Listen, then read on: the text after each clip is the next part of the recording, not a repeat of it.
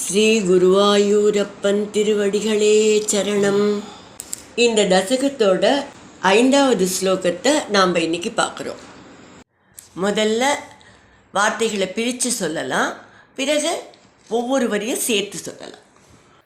அஸ்மாஸ்வியம் பிரணயினீத்யசுரேஷு தேஷு अस्मास्वियं प्रणयिनीत्यसुरेषु तेषु जोषं स्थितेष्वत समाप्य सुधां सुरेषु जोषं स्थितेष्वत समाप्य सुधां सुरेषु त्वं भक्तलोक वशगो निजरूपमेत्य त्वं भक्तलोकवशगो निजरूपमेत्य स्वर्भानुमर्द परिपीत सुदं व्यलावीः स्वर्भानुमर्द परिपीतसुधं व्यलावीः अस्मास्वियं प्रणयिनीत्यसुरेषु तेषु जोषं स्थितेष्वत समाप्य सुधां सुरेषु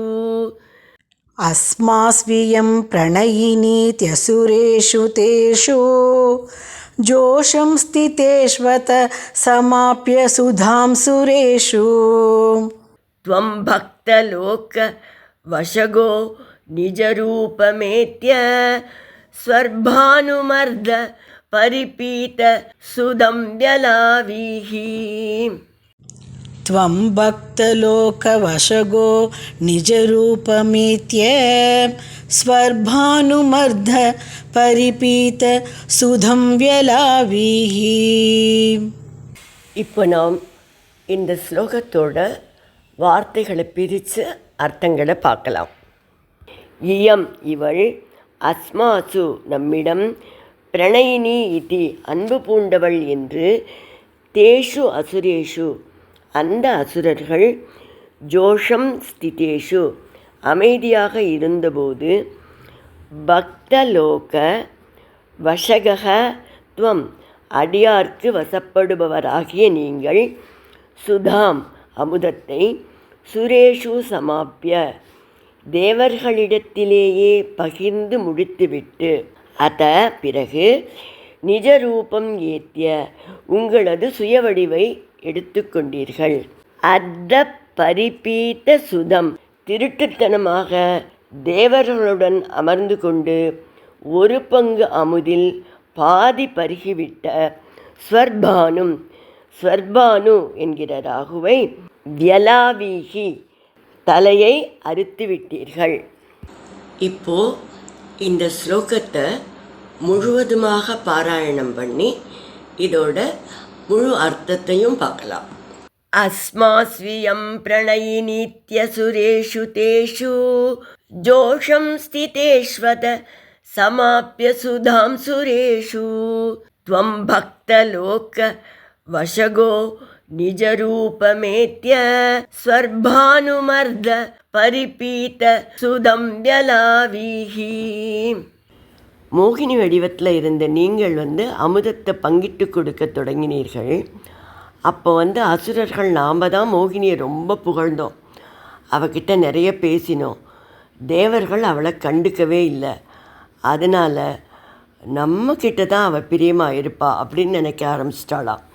அதனால் 2 வரிசையில் அமர வச்சு தேவர்களுக்கு முதல்ல பரமாறிய போது அசுரர்கள் எதுவும் சொல்லவே இல்லை, பேசாமல் இருந்தார்கள். ஆனால் இதற்குள்ள மோகினி தேவர்களுக்கு அமுதத்தை பரமாறி முடித்து விட்டாள். இந்த இடத்துல பட்டதிரி என்ன சொல்கிறார், பகவானே நீங்கள் பக்தலோக வசகா, நீங்கள் பக்தர்களுக்கு எப்பொழுதுமே சாதகமாக இருப்பவர் அப்படின்னு சொல்கிறார். ஆனால் கீதையில் சுவாமி சமோகம் சர்வபூதேஷு அப்படிங்கிறார். நான் எல்லார்கிட்டையும் சமமாகத்தான் இருக்கிறேன், எனக்கு வேண்டியர் வேண்டாதவர்னு யாரும் கிடையாது. அதாவது எந்த விதத்தில் வேண்டியவர் வேண்டாதது கிடையாதுன்னா, இவர் படித்தவர், இவர் பணக்காரர், இவர் உயர்ந்த குலத்தில் பிறந்தவர் அப்படிங்கிற வேறுபாடு இருக்காது. கஜேந்திரன்கிற யானையாக இருக்கலாம், விபீஷணன்கிற ராட்சசனாக இருக்கலாம், சுக்ரீவன்கிற குரங்காக இருக்கலாம். எப்படி இருந்தாலும் பகவான்கிட்ட அன்பு பக்தி இருந்தால் அவர்களை அப்படியே பகவான் அரவணைச்சிப்பார். அதே போல் இன்னொரு முக்கியமான விஷயமும் இருக்குது. தப்பான வழியில் நடப்பவர்களுக்கு ஈஸ்வரனாக யாவரையும் ஆள்பவராக அவர் தண்டனையும் கொடுக்கணும் இல்லையா? அதனால தான் அவர் தேவர்களோட ஒப்பந்தம் போட்டுக்கொண்டு 2 பேரும் கடையலான்னு கடைஞ்சிட்டு, ஆனால் அந்த அமிர்தம் வந்தவுடனே தேவர்களுக்கு அது கிடைக்கவே கூடாதுன்னு அவர்கள் தூக்கி கொண்டு பகவான் கையிலேருந்தே வாங்கி கொண்டு ஓடினதுனால பகவான் அவர்களுக்கு தண்டனையும் கொடுக்க விரும்புகிறார். அது மட்டும் இல்லை, மேலே என்னாச்சு அப்படின்னா, பகவான் அமுதத்தை கொடுத்து முடித்ததும் மோகினியாயிருந்த அவர் மீண்டும் நாராயண வடிவத்தை எடுத்துக்கொண்டார். எதனால் அப்படின்னா, தேவர்கள் வரிசையில் அமர்ந்து கொண்டு ஸ்வர்பானு என்கிற அசுரன் அமிர்தத்தில் பாதியை குடித்து விட்டான். அவனது தலையை நீங்கள் வெட்டிவிட்டீர்கள் அல்லவா என்று பட்டதிரி கேட்கிறார்.